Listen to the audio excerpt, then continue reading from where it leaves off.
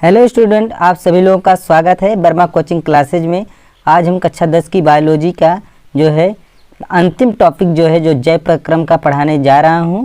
और इसमें हमने टॉपिक बाय टॉपिक सभी टॉपिक का जो है बेहतरीन तरीके से आप लोगों को अध्ययन करा दिया है। तो आज का हमारा टॉपिक है, जो लास्ट टॉपिक हमने जंतुओं में परिवहन के विषय में आपको बता दिया, ब्लड और जो होता है हृदय, इन सब के विषय में हमने अध्ययन करा दिया। पादपों में परिवहन के विषय में आज हम अध्ययन कराएंगे। पादपों में परिवहन देखिए जाइलम एवं फ्लोएम के द्वारा होता है। पादपों में परिवहन किसके द्वारा होता है? जाइलम एवं फ्लोएम। देखिए जाइलम को क्या कहा जाता है? दारू भी कहा जाता है। और फ्लोएम को क्या कहा जाता है? पोषवा या फ्लोएम। देखिए जाइलम कार्य क्या करता है? जाइलम जो होगा ये भूमि से यानी अर्थ से, ये भूमि से क्या करेगा? भूमि से यानी वाटर लेगा। क्या लेगा? वाटर, सोडियम, पोटेशियम और नाइट्रोजन, इन सब पोषक पदार्थों का अवशोषण करके कहाँ तक पहुँचाता है? भूमि से जल, सोडियम, पोटेशियम और नाइट्रोजन आज जो होता है इन पोषक तत्वों को लेकर के कहाँ तक पहुँचाता है? फास्फोरस, इन पोषक तत्वों को लेकर कहाँ पहुँचाएगा? पत्तियों तक पहुँचाएगा। और फ्लोएम कार्य क्या करता है? फ्लोएम जो दूसरा कौन सा है? फ्लोएम, इसको क्या कहते हैं? पोषवा कहते हैं। देखिए जाइलम का कार्य भूमि से जल एवं खनिज लवण का अवशोषण करके पत्तियों तक पहुंचाना। फ्लोएम का कार्य क्या होता है? जब पौधे की पत्तियों में क्या होता है? प्रकाश संश्लेषण की क्रिया होती है। आप लोगों को प्रकाश संश्लेषण की क्रिया के विषय में संपूर्ण अध्ययन करा दिए हैं। तो फ्लोएम का कार्य क्या होगा? जो पत्तियों के अंदर जो होता है फोटोसिंथेसिस होने के बाद जो भोजन का निर्माण हो जाता है उसको पौधों के अन्य अंगों में कौन पहुंचाता है? फ्लोएम पहुंचाता है। कौन पहुंचाता है? तो फ्लोएम। तो पादपों में परिवहन यानी पोषक तत्वों का परिवहन जो तक किसके द्वारा होगा? जाइलम एवं फ्लोएम। और जाइलम के द्वारा ही जो होता है जल का भी परिवहन होता है पौधों में। अब हम अगले टॉपिक में आप लोगों को आज अध्ययन कराएंगे जो है पादपों में उत्सर्जन के विषय में। देखिए आपको बता दें, पादप जो होते हैं श्वसन क्रिया में किस गैस का इस्तेमाल करते हैं? आप लोगों को बता चुके हैं। किस गैस का इस्तेमाल करते हैं? ऑक्सीजन गैस का इस्तेमाल करते हैं। ऑक्सीजन का इस्तेमाल करके आप लोगों को बताया गया है कि ऑक्सीजन का इस्तेमाल जब करेंगे पौधे तो क्या करेंगे? उनके शरीर में जो ग्लूकोज संचित होगा उसको क्या करेंगे? ऑक्सीजन के द्वारा उस ग्लूकोज का क्या करते हैं? विखंडन करते हैं। जब विखंडन करेंगे तो क्या बनेगा? कार्बन डाइऑक्साइड और क्या बनेगा? H2O और एनर्जी। तो पौधों के शरीर में जो होता है जो कार्बन डाइऑक्साइड बनती है, क्या बनती है? जो कार्बन डाइऑक्साइड बनेगी उसका क्या करेंगे पौधे? क्या करेंगे? तुरंत जो होता है प्रकाश संश्लेषण की क्रिया में उपयोग कर लेते हैं। इसलिए कार्बन डाइऑक्साइड बाहर नहीं निकल पाता है। लेकिन रात में प्रकाश संश्लेषण क्रिया न होने के कारण पौधे कार्बन डाइऑक्साइड के रूप में बाहर निकालते हैं। इसीलिए कहा जाता है रात्र में पेड़ पौधों के नीचे नहीं सोना चाहिए। दूसरा चीज, अतिरिक्त जल को पेड़ पौधे वाष्पोत्सर्जन के द्वारा जो होता है अवशिष्ट पदार्थ के रूप में बाहर निकालते हैं। तो वाष्पोत्सर्जन क्या होता है इसके विषय में बता दिए। पौधे के वायवीय भाग अर्थात पत्तियों से जल का वाष्प के रूप में उड़ना ही क्या कहलाता है? वाष्पोत्सर्जन कहलाता है। इसके अलावा पौधे रेजिन तथा ग्रोथ के रूप में अवशिष्ट पदार्थों का क्या करते हैं? उत्सर्जन करते हैं। और जो पत्तियां जो होती हैं धीरे धीरे रेड कलर की हो जाती हैं उनका भी उत्सर्जन करते हैं। और कैम्बियम, कारक कैम्बियम के रूप में जो परिचर्म का निर्माण होता है पौधे के भागों में डेथ कोशिकाओं का, वो भी बाहर निकालते हैं। तो नेक्स्ट टॉपिक है, आज आप लोगों को हम उत्सर्जन के विषय में, किसके उत्सर्जन के विषय में अध्ययन कराएंगे? जंतुओं के उत्सर्जन के विषय में। किसके उत्सर्जन के विषय में? जंतुओं के उत्सर्जन के विषय में। देखिए प्रत्येक जीवधारी के द्वारा, प्रत्येक लिविंग यानी ऑल दी लिविंग, देखिए प्रत्येक जीवधारी के द्वारा अपने शरीर से अवशिष्ट या गंदे पदार्थों को बाहर निकालना ही क्या कहलाता है? उत्सर्जन कहलाता है। यानी all living organism is excrete on the waste material for the excretory organs.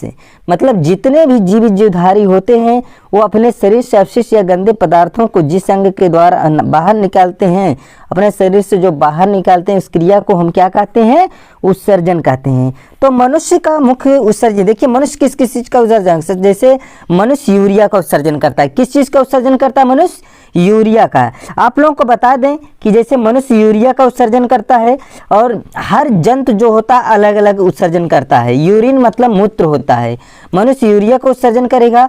मेढक का बच्चा जो होता है यानी मेढक का भेक्षुष जो होता है वो किस चीज़ का उत्सर्जन करता है? वो उत्सर्जन करता है किसका? वो अमोनिया का उत्सर्जन करता है। लेकिन मेढक किस चीज़ का उत्सर्जन करता है? मेढक भी यूरिया का उत्सर्जन करता है।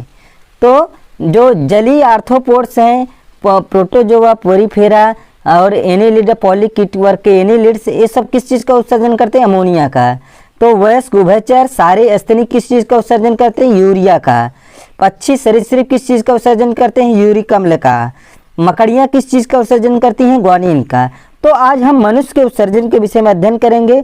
तो प्रत्येक जीवधारी के द्वारा अपने शरीर से अपशिष्ट या गंदे पदार्थों का बाहर निकालने की प्रक्रिया को हम क्या कहेंगे? उत्सर्जन कहते हैं। तो मनुष्य क्या क्या चीज़ का उत्सर्जन, जैसे अपशिष्ट पदार्थों के रूप में पसीने के रूप में कुछ अपशिष्ट पदार्थ को बाहर निकालता है। कुछ अपशिष्ट पदार्थ जो होता है यूरिन के रूप में किडनी के द्वारा फिल्टर करके मूत्र के रूप में बाहर निकलता है। तो कहने का तात्पर्य है मनुष्य का मुख्य उत्सर्जी अंग क्या होता है? किडनी होता है, जिसको हम वृक्क कहते हैं या गुर्दा भी इसे कहते हैं। क्या कहते हैं? गुर्दा कहते हैं या वृक्क कहते हैं। देखिए कहाँ पर होता है? ये दो हमारे पेट में दोनों जो होता है दोनों किनारे किनारे पर स्थित होता है, दाहिने और बाएं साइड पे स्थित होता है।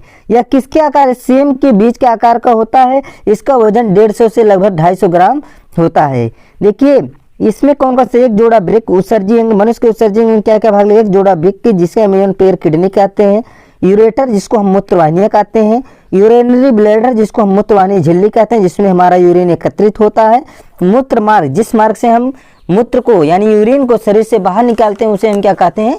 यूरेथ्रा कहते हैं। देखिए हमारे से जो किडनी आपको बता दें हमारे पेट में जो होता है दोनों किनारे पर स्थित होता है।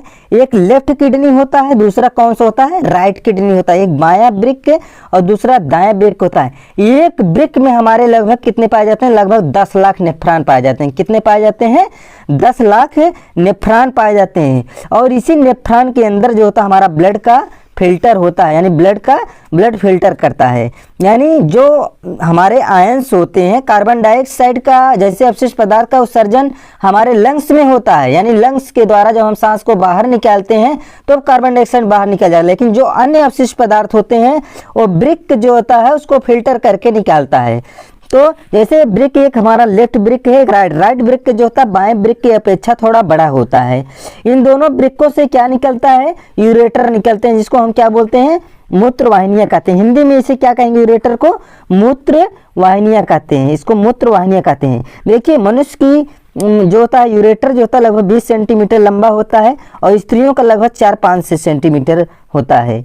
तो मनुष्य के यूरेथ्रा जो होता है मूत्र मार्ग जिसके द्वारा मूत्र बाहर निकलता है वो सीमेन का भी डिस्चार्ज करता है, यानी शुक्राणु यानी बीजाणु का भी उत्सर्जन करता है, वीर्य का भी उत्सर्जन करता है और यूरिन का भी उत्सर्जन करता है। जबकि स्त्रियों का जो होता है जो यूरेथ्रा होगा वो केवल किस चीज़ का उत्सर्जन करता है? यूरिन का उत्सर्जन करेगा, उनका यूरिन उत्सर्जन करता है। तो देखिए किडनी है, एक लेफ्ट किडनी राइट किडनी थोड़ा बड़ी होती है, लेफ्ट किडनी थोड़ा छोटी होती है। इससे क्या निकलता है? यूरेटर जिसको हम क्या कहते हैं? मूत्रवाहिनियाँ कहते हैं। जब ब्लड फिल्टर होने के बाद यूरेटर जो होता है उसमें अपशिष्ट पदार्थ जो अपशिष्ट पदार्थ होंगे उसको फिल्टर कर देगा, आयंस को अलग कर देगा। यूरेटर दोनों यूरेटरों के द्वारा हमारे किस में आएगा? यूरिनरी ब्लैडर में आएगा, मूत्रवाहिनी झिल्ली में आकर के एकत्रित होगा। तो देखिए जो छोटे बच्चों में यह अनैच्छिक होता है, इसलिए चाहे जहाँ चाहते हैं वहीं पर वो यूरिन को त्याग देते हैं क्योंकि उनकी इच्छा शक्ति के अनुसार उनका कार्य नहीं करता है। लेकिन बड़े जैसे जैसे व्यक्ति की उम्र बढ़ती जाती है वह उसके ऐच्छिक के अनुसार मैक्सिमम लोगों का हो जाता है। तो जैसे किडनी ब्लड को फिल्टर किया तो यूरिन को त्यागा। यूरिया का निर्माण हमारे शरीर में कहाँ होता है? देखिए यूरिया का निर्माण कहाँ होगा? यानी अमोनिया से यूरिया का निर्माण लीवर में होता है, आपको बता चुके हैं पिछले वीडियो में, आर्निथिन चक्र के द्वारा। फिर यूरिया कहाँ जाएगा? हमारे किडनी में फिर ब्लड उसको फिल्टर करके मतलब बाहर निकाल देगी, यानी उसको अलग कर देगी। और यूरेटर के द्वारा जिसको हम क्या कहते हैं? मूत्रवाहिनियों के द्वारा ये कहाँ पर चलाएगा? यूरिनरी ब्लैडर में चलाएगा। यूरिनरी ब्लैडर में आकर के एकत्रित होकर यूरेथ्रा के द्वारा शरीर से बाहर निकल जाता है यूरिन के रूप में। तो यही हम लोग किस चीज़ का उत्सर्जन करते हैं, उसका नाम क्या है, NH2CO NH2, यानी ये यूरिया है। समझ में आया। तो देखिए किडनी जो होता है, उसके बाद कृत्रिम वृक्क, आर्टिफिशियल किडनी। जब किसी कारणवश हमारा किडनी खराब हो जाता है, जैसे बहुत सारे अवशिष्ट पदार्थ हमारे किडनी फिल्टर नहीं कर पा रहा, उसके नेफ्रॉन खराब हो गए हैं, तो हमको क्या होता है, हमारी किडनी जब खराब हो जाएगी तो हमारे शरीर सही ढंग से आयन से अलग नहीं होंगे, हम बहुत सारी बीमारियों का शिकार हो जाएंगे, क्योंकि हमारा ब्लड शुद्ध नहीं रह जाएगा। तो जब किसी कारणवश हमारा वृक्क खराब हो जाता है तो हमारा अवशिष्ट पदार्थ हम अवशिष्ट पदार्थ को जिसके द्वारा शरीर से बाहर निकालते हैं उसे हम क्या कहते हैं, कृत्रिम वृक्क कहते हैं या आर्टिफिशियल किडनी कहते हैं। इस प्रक्रिया को हम क्या कहते हैं, अपोहन कहते हैं या डायलिसिस कहते हैं। क्या कहते हैं, अपोहन कहते हैं या डायलिसिस कहते हैं। ये बात समझ में आ गई ना। तो ये जो होता है डॉक्टर लोग जो होता है, ये बाहर जो होता है उसको एक मशीन होती है, उसी के द्वारा आर्टिफिशियल किडनी होती है, उसी के द्वारा ब्लड को फिल्टर करके हमारे शरीर में जाता रहता है। इसका खर्चा काफ़ी लंबा आता है, लगभग 20-25-30 हज़ार रुपये डेली का पड़ता है। इसके बाद आता है हमारा नेफ्रॉन के विषय में आपको बता दिए हैं। किडनी के अंदर हमारे एक वृक्क में लगभग 10 लाख नेफ्रॉन पाए जाते हैं। तो वृक्क के मनुष्य के वृक्क की संरचनात्मक और क्रियात्मक की क्या होती है, नेफ्रॉन होती है। और एक बात बता दें, इसमें म्यूटेशन नहीं, मतलब क्या होता है, रिजनरेशन नहीं होता। किडनी में ऐसी कोशिका पाई जाती है जिसका रिजनरेशन नहीं होता है। तो आज हम आप लोगों को पूरे किडनी के विषय में, उत्सर्जी तंत्र के विषय में अध्ययन करा करके इस चैप्टर को पूरी तरह से यहीं पर फिनिश कर देते हैं।